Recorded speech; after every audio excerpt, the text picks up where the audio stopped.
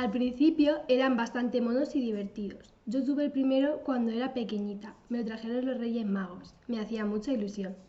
Cuando retiré el papel de regalo y lo vi allí, casi no podía creerlo. Era tan mono, bueno, tan mona, porque era una chica. Se llamaba Zoe y hacía muchas monerías. Además, yo podía programarlo, porque no era una mascota, sino un robot. Resultaba emocionante tener el control de ese pequeño ser desde la tablet. Me sentía un poco como Dios. Tenía el control, tenía el poder. Si le decía ve por aquí, allí acudía. Si le decía que estuviese quieto, me obedecía igualmente. Si no me apetecía estar con él, lo apagaba y lo guardaba. Nunca protestaba. Más tarde comenzaron a aparecer en la televisión e internet, en los desfiles de moda, en los conciertos o conduciendo coches. Estaban en todas partes. Yo conocí al segundo de esta especie en Ciudad Real, en el restaurante Sakura. Era un camarero, bueno, una camarera porque también era chica. Nos sirvió la comida muy bien, pues no se le cayó nada y no se equivocó con el menú. Fue muy divertido y una experiencia nueva. Mi perspectiva cambió mucho el día en el que él llegó al colegio. Sí, era un robot, pero este era un chico. Lo trajeron en la hora de tecnología para que nos ayudara a entender la parte de robótica. Pero sus intenciones eran muy diferentes. Pronto empezó a contradecir al profesor, incluso a desobedecerle. No le agradaba que le dijesen lo que tenía que hacer. La desobediencia se terminó convirtiendo en desafío hasta el día fatídico en el que agredió al profesor. A los pocos minutos el colegio estaba lleno de policías, pero fue fácil reducirlo. Nuestro profesor lo había apagado con su mando a distancia y el robot se había detenido automáticamente. Todos estábamos en estado de shock. La sangre brotaba en su frente y recorría su mejilla en un hilillo hasta gotear en el suelo. Cuando lo contamos en casa, nuestros padres no se lo creían. ¿Estábamos tomándoles el pelo? Pero cuando se corrió la voz y se convirtió en tema de conversación en todo el pueblo, comenzaron a preocuparse bastante. Habíamos corrido peligro en clase y eso no les hacía mucha gracia. Además, a mis padres nunca les ha gustado mucho el tema de las nuevas tecnologías y los móviles. Los dichosos móviles, como decía mi madre. Ellos prefieren leer libros y ver la televisión. Después de ese fin de semana tan raro y tan confuso, con sentimientos encontrados y sueños inquietantes, llegó el lunes y la vuelta al colegio. Evidentemente no hubo otro tema de conversación durante toda la mañana. ¿Qué han dicho tus padres? ¿Han dormido bien? ¿Te daba miedo volver al colegio? Todos los profesores intentaron tranquilizarnos y la mañana transcurrió sin grandes sobresaltos. Nuestro profesor estaba bien, descansando en casa para recuperarse unos días más, esperando para incorporarse de nuevo. Transcurridas varias semanas, todo había vuelto a la normalidad. El contraataque había sido planificado al detalle. Nadie podía esperar un golpe así. Dejaron pasar las semanas para organizarse y que todos bajásemos la guardia.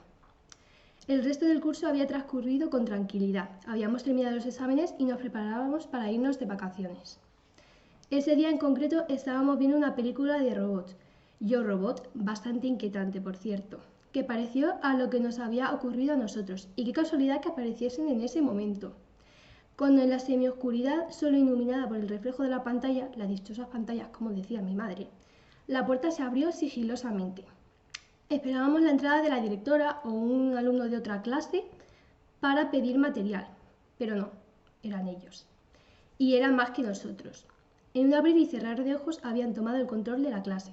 Encendieron todas las luces, no querían sorpresas, nadie se atrevió a moverse. Nadie opuso resistencia. Estábamos aterrorizados. No pronunciaron una sola palabra, pero sus ojos fríos e inexpresivos dejaban claro que querían venganza. Fueron unos minutos llenos de tensión, en los que no ocurrió nada, hasta que llegó él. No podía ser cierto, todos habíamos visto cómo la policía se lo llevaba. Nos habían contado que lo habían desprogramado, pero estaba allí. Ahora el que parecía Dios era él. Y tenía el control sobre todos nosotros, tenía todo el poder. Se fue directamente hacia nuestro profesor.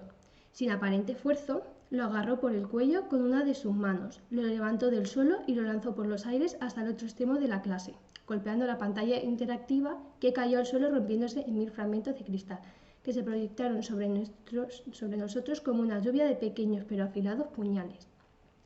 Fue el momento en el que aproveché para lanzar por un pequeño resquicio de la ventana que tenía al lado el dibujo que había estado haciendo durante la película. La mueca siniestra e irética de un robot despiadado frente al rostro expresivo e inocente de una niña cuyos ojos cae un torrente de lágrimas de tristeza y desolación. Me encanta hacer dibujos en blanco y negro para reflejar los estados de ánimo. Es mucho mejor que poner fotos en el estado de WhatsApp o en Instagram. ¿Quién iba a decirme que aquel dibujo sería nuestra salvación? Como estábamos en el segundo piso, el papel planeó graciosamente hasta aterrizar en la calle. ¿Repararía alguien en él? Pues sí, alguien lo encontró, y no fue una persona cualquiera. El jefe de la policía caminaba hacia el cuartel, que está en la misma calle de nuestro colegio, cuando le llamó la atención esa hoja que estábamos sobre la acera, junto a la puerta del colegio. Levantó la vista. ¡Qué extraño! Todas las persianas estaban bajadas, algo muy raro. Pues con la crisis energética todo el mundo quiere ahorrar en la factura de la luz. ¿Y ese silencio? Los chicos de hoy en día no callan en clase, o al menos en la factura... o no callan en clase, al menos eso dicen los profesores. Había algo raro en el ambiente y esta vez no quería ninguna sorpresa. Llamó al cuartel para que le mandasen refuerzos. Rápidamente rodearon el edificio. No se molestaron en llamar, forzaron la puerta de entrada y desplegaron sigilosamente en el primer piso. Había silencio absoluto. No había nadie en consejería ni en dirección.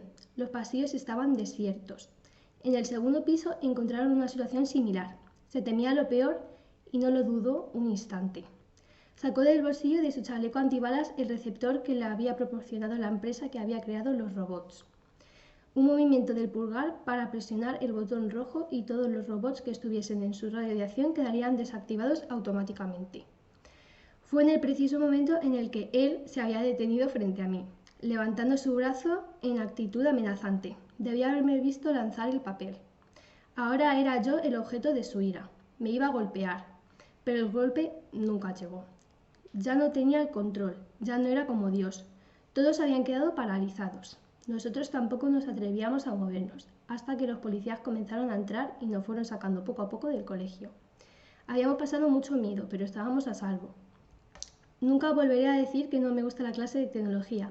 Quiero aprender mucho para ayudar a que no vuelva a ocurrir algo así.